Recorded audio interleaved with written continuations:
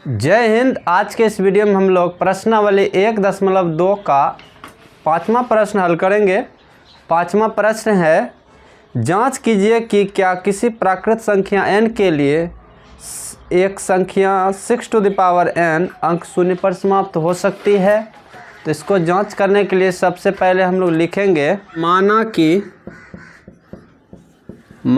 कि a कोई धनात्मक पूर्णांक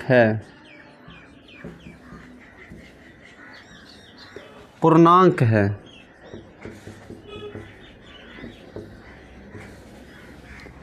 तो a बराबर हो गया 6n, क्योंकि इसी को जांच करना है कि ये शून्य पर समाप्त हो सकता है कि नहीं, और n के बारे में कहा गया है यह एक प्राकृत संख्या है।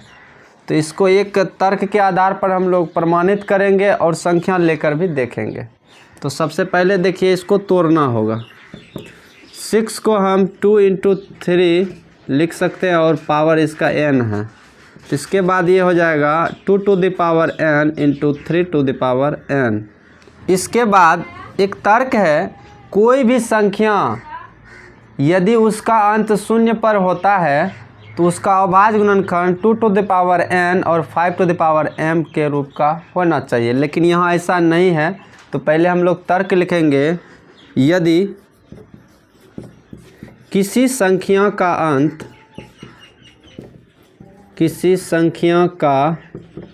अंत शून्य पर होगा तो उसका एक अभाज्य गुणनखंड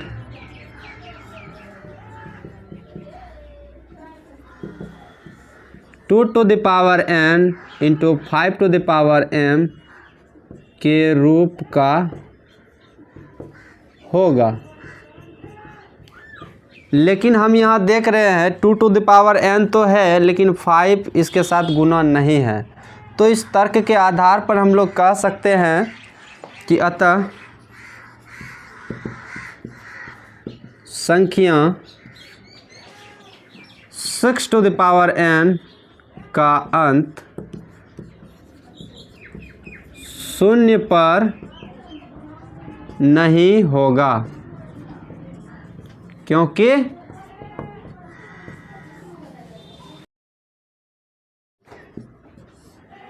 क्योंकि इसका अभाज्य गुणनखंड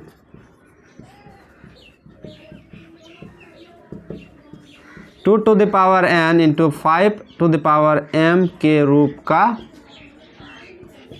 का नहीं है। और इस तरह से आपका ये सवाल जो है कंप्लीट हो चुका है। इसके जांच में हमने जैसा कि शुरू में कहा कि इसकी जांच करके भी आपको दिखाएंगे, तो हम यहाँ जांच करके दिखा रहे हैं। तो देखिए, इसका जांच कैसे करेंगे कि 6 पर पावर n है, n एक प्राकृत संख्या है, तो 6 पर आप एक पावर देकर देखिए। n के जगह 1 2 3 4 संख्या रख सकते हैं, तो ये 6 हो रहा है। 2 पावर देकर रखिए तो ये 36 हो रहा है। 3 पावर दीजिए तो 6 छाके 36 छाके 216 हो रहा है। 4 पावर रख कर देखते हैं तो 6 पर पावर 4 तो 6 छाक 36 1296।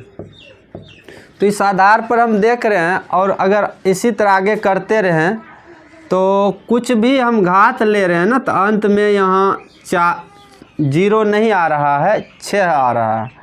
अतः हमारा जो तर्क है कि किसी भी संख्या का अंत अगर शून्य पर होता है तो उसका एक अभाज्य गुणनखंड 2 पर पावर n और 5 पर पावर m के रूप का होगा, बिल्कुल सत्य है और जांच में भी सत्य ही पाया गया है।